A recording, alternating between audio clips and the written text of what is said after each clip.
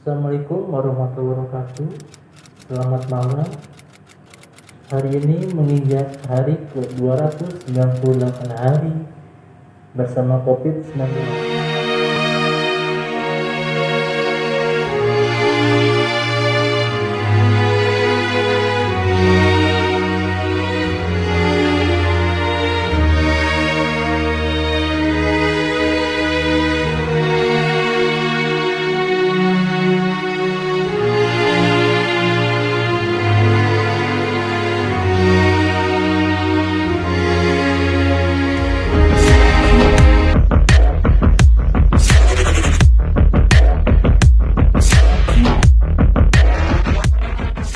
Virus corona atau SARS-CoV-2 adalah virus yang menyerang sistem pernapasan. Penyakit tersebut disebut penyakit COVID-19. Penyakit COVID-19 ini pertama kali muncul di Cina pada bulan November 2019. Kasus positif COVID-19 di Indonesia pertama kali dideteksi pada tanggal 2 Maret 2020 ketika 2 orang terkonfirmasi tertular dari seorang warga negara Jepang. Dari bulan Maret 2020 sampai tanggal 22 Januari 2021, Indonesia telah melaporkan 950.283 kasus positif, menempati peringkat pertama terbanyak di Asia Tenggara. Dalam hal kematian, Indonesia menempati peringkat ketiga terbanyak di Asia Tenggara dengan 27.453 orang. Maka dari itu, kita harus mengenali tanda dan gejala dari penyakit COVID. Tanda dan gejala COVID-19 menurut WHO ini terbagi menjadi 3 bagian. Yang pertama adalah gejala-gejala yang tidak terlalu umum, yang terdiri dari sakit tenggorokan, sakit kepala, sakit dan nyeri, diare, ruam pada kulit atau perubahan pada jari tangan atau jari kaki, dan terakhir adalah mata merah atau iritasi. Sedangkan gejala COVID-19 serius yang membutuhkan perawatan medis segera adalah napas pendek atau sulit bernapas, tak dapat berbicara, kehilangan mobilitas atau merasa linglung atau delirium, dan terakhir adalah nyeri dada. Berikut ini adalah informasi mengenai tanda dan gejala COVID-19 dari garda terdepan penanganan COVID-19 di Indonesia. Yang pertama adalah membahas gejala-gejala yang tidak terlalu umum. Assalamualaikum, nama saya Mas Kurdiana, bekerja di RSPAD Gatot Subroto. 3. Gejala yang tidak terlalu umum. A. Sakit tenggorokan. Melansir Good Housekeeping, COVID-19 adalah penyakit yang virusnya bisa menyasar saluran pernapasan. Saat terinfeksi, penderita bisa mengalami kondisi ada penumpukan lendir di belakang hidung, tenggorokan. Kondisi tersebut menyebabkan lendir menetes ke bawah dari belakang hidung sehingga mengiritasi tenggorokan dan memicu peradangan. Seberapa umum radang tenggorokan pada COVID-19? Terdapat beberapa studi terkait radang tenggorokan dan COVID-19 melansir Health. Organisasi Kesehatan Dunia WHO pada Februari menganalisis 55.924 kasus positif COVID-19 di Cina. Dari jumlah tersebut, sebanyak 13,9% pasien mengalami radang tenggorokan. Gejala ini lebih jarang dilaporkan ketimbang beberapa gejala lainnya seperti demam dan batuk kering dilaporkan lebih dari 60% pasien. Seperti dilansir Harvard Health Publishing, gejala umum COVID-19 yang disebabkan virus corona adalah demam, badan terasa sakit, batuk kering, kelelahan, meriang, radang tenggorokan adalah penyakit yang gejalanya sangat umum dan bisa menyerupai penyakit lain. Rasa tak nyaman karena radang tenggorokan bisa mirip flu, pilek, bahkan COVID-19 atau infeksi virus corona. Untuk memastikannya, Anda perlu melakukan pemeriksaan tes COVID-19. B. Sakit kepala. Peneliti mengungkapkan gejala baru virus corona COVID-19. Mereka menilai sakit kepala dengan rasa berdenyut-denyut bisa menjadi tanda COVID-19 yang buruk. Dikutip dari laman Time of India, sebuah studi dalam jurnal Annals of Clinical and Translational Neurology pada 5 Oktober 2020 termasuk survei yang dilakukan pada 509 pasien dengan virus corona COVID-19 di berbagai rumah sakit Northwestern Medicine di Chicago, Amerika Serikat.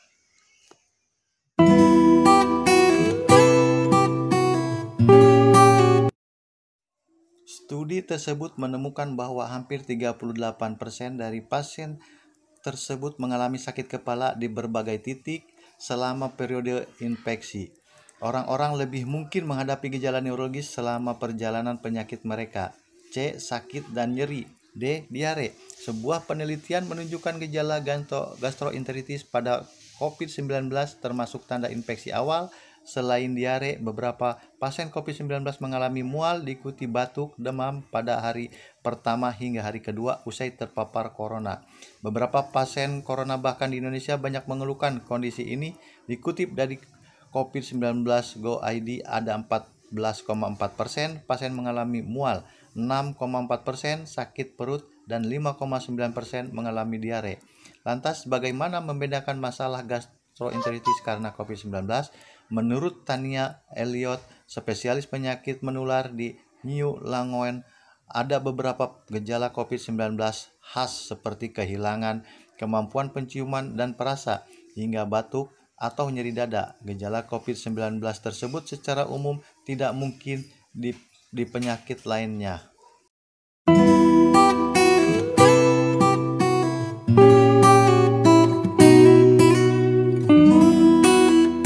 Lulusan dari John Hopkins Center for Health Security mengatakan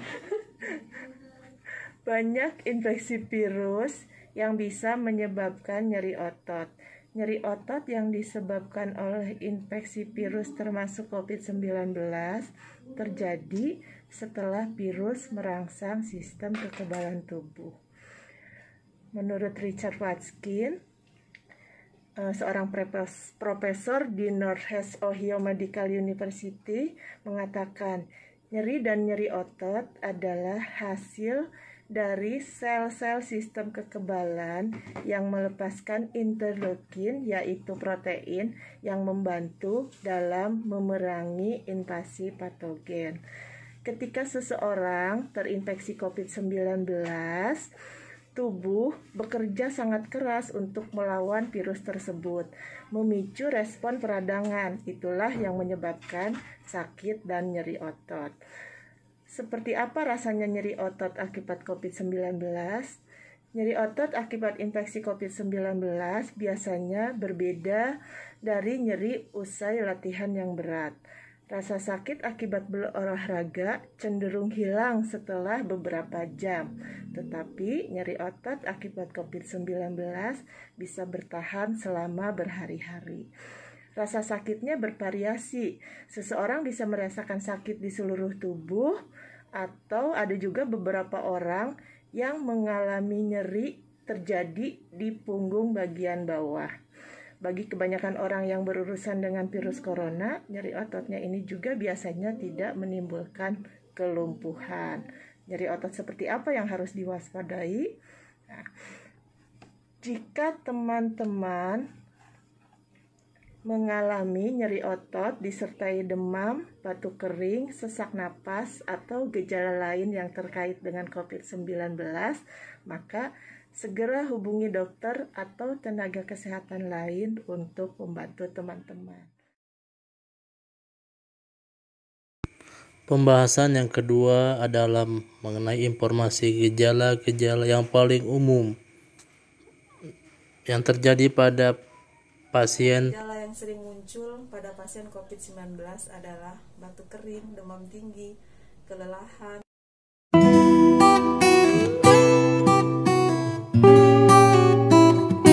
Ketika kita mengalami demam, ini akan merangsang tubuh untuk melepaskan bahan kimia, zat inflamasi, dan zat lain untuk mencoba membebaskan diri dari penyakit.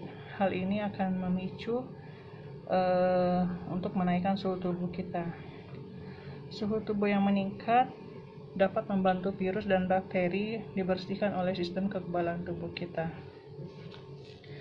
Menggigil biasanya tidak terjadi dengan sendirinya untuk gejala COVID-19, tetapi merupakan bagian dari demam, menggigil, nyeri otot, sakit kepala, dan gejala sistemik lainnya. Dan gejala yang kedua di sini saya akan menjelaskan tentang sakit kepala. Sakit kepala merupakan gejala baru dari virus corona COVID-19.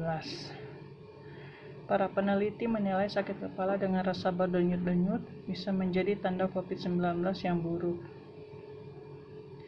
Dan hampir 82% pasien yang menderita virus corona mengalami gejala neurologis. 43% mengalami gejala pada tahap awal dan 63% pada tahap rawat inap. Oleh karena itu, angka-angka ini menunjukkan bahwa sakit kepala adalah salah satu gejala COVID-19 neurologis yang paling umum, yang mengharuskan penderitanya segera dirawat di rumah sakit. Penelitian lebih lanjut menyatakan bahwa pasien dengan manifestasi neurologis mengalami rawat inap lebih lama. Sensasi itu bisa terjadi ketika sistem kekebalan tubuh kita bereaksi sebagai respon terhadap virus corona, melepaskan bahan kimia yang disebut sitokin. Sitokin menghasilkan zat peradangan yang dirasakan sebagai rasa sakit oleh korteks serebral otak.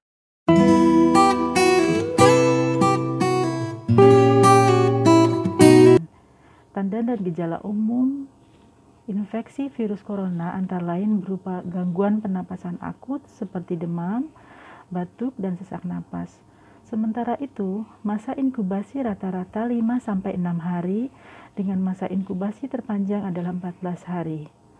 Gejala dan masa inkubasi pada setiap orang bisa berbeda-beda. Setidaknya ada 3 klasifikasi gejala COVID-19, yaitu gejala ringan, gejala sedang, dan gejala berat. Salah satu gejala ringan terjadinya infeksi virus corona adalah Malaysia. Istilah tersebut terdengar masih asing bagi masyarakat awam, mengingat selain Malaysia, gejala ringan COVID-19 yang lain cukup mudah diketahui.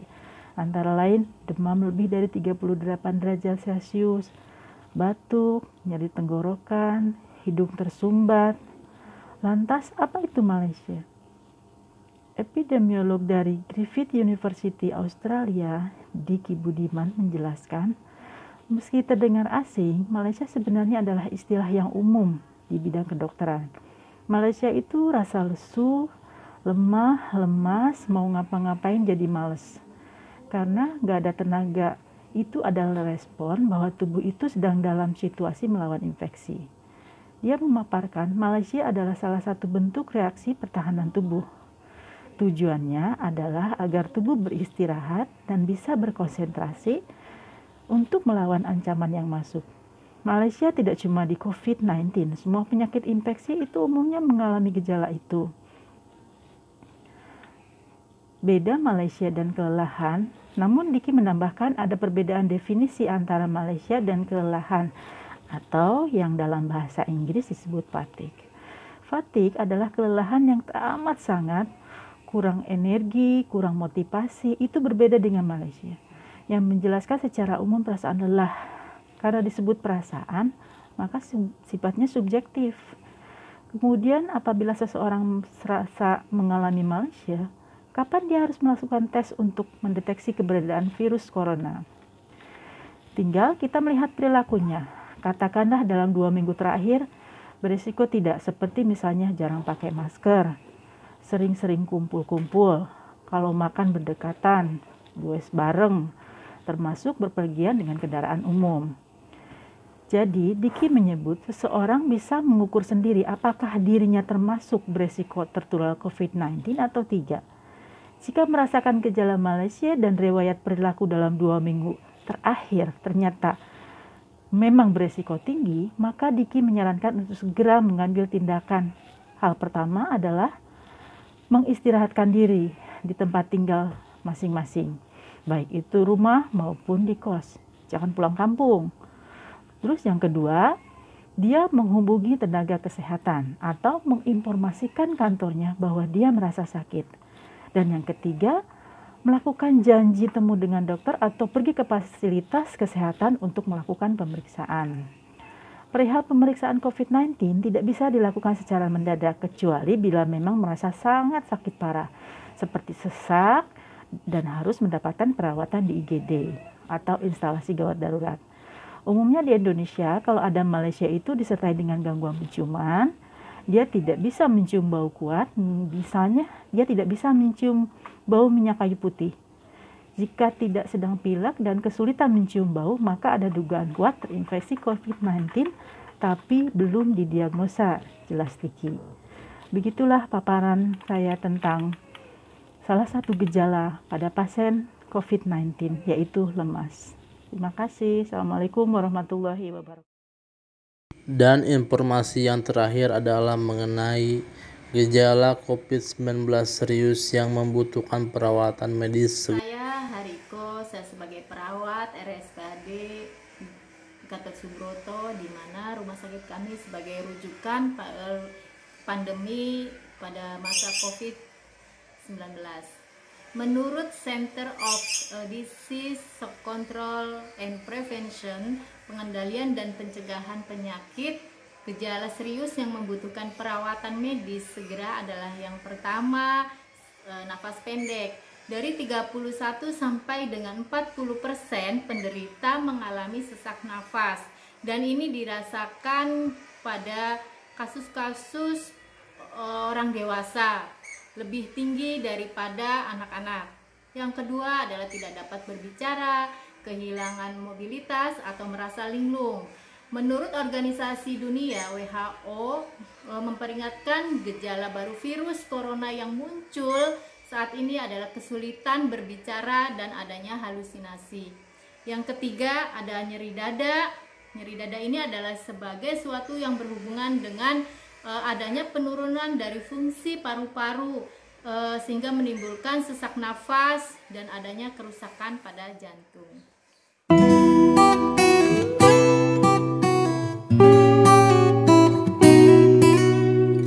Bisa memperberat atau bisa mengakibatkan terjadinya sesak tersebut, itu biasanya terjadi pada pasien yang memang dia awalnya itu perokok, kemudian dia sakit kencing manis atau diabetes. Bisa juga yang memperberat itu dia sakit jantung, kemudian bisa juga karena memang daya tahan tubuh orang itu lemah atau daya imunnya lemah. Kemudian ada istilah yang terjadi sesak napas yang disebut hipoksia. Apa sih hipoksia? Nah, hipoksia itu adalah kekurangan oksigen di dalam otak kita. Berapa sih kadarnya gitu? Itu biasanya di bawah 90%. Terus apa sih tindakan kita? Apa yang akan kita lakukan? Yaitu segera membawa ke rumah sakit terdekat atau klinik pelayanan kesehatan terdekat. Itu ya yang bisa saya jelaskan. Kurang lebihnya terima kasih. Wassalamualaikum warahmatullahi wabarakatuh. Assalamualaikum warahmatullahi wabarakatuh. Selamat sore. Saya Gilang Febri Pratama, tenaga kesehatan DKI Jakarta, ingin menghimbau kepada seluruh warga Indonesia selalu mentaati protokol kesehatan, yaitu menjaga jarak, cuci tangan selalu, dan menggunakan masker dimanapun Anda berada. Sekali lagi saya menghimbau kepada masyarakat untuk selalu mentaati protokol kesehatan untuk terhindar dari COVID-19 ini. Semoga kita selalu dilindungi oleh Tuhan Yang Maha Esa agar terhindar dari wabah ini dan kita bisa melewati semua ini. Saya ucapkan terima kasih sebesar-besarnya kepada tenaga kesehatan di seluruh Indonesia. Tetap semangat, tetap sehat, dan berjuang sampai titik darah penghabisan. Assalamualaikum warahmatullahi wabarakatuh. Cukup sekian informasi yang kami berikan tentang tanda dan gejala COVID-19. Sekali lagi kami menghimbau kepada masyarakat selalu menjaga protokol kesehatan dengan 3M, menggunakan masker, menjaga jarak, dan selalu mencuci tangan. Kemudian sambil menunggu vaksinasi, mari kita dukung bersama. Dengan dukungan kalian, kita bisa melalui pandemi COVID.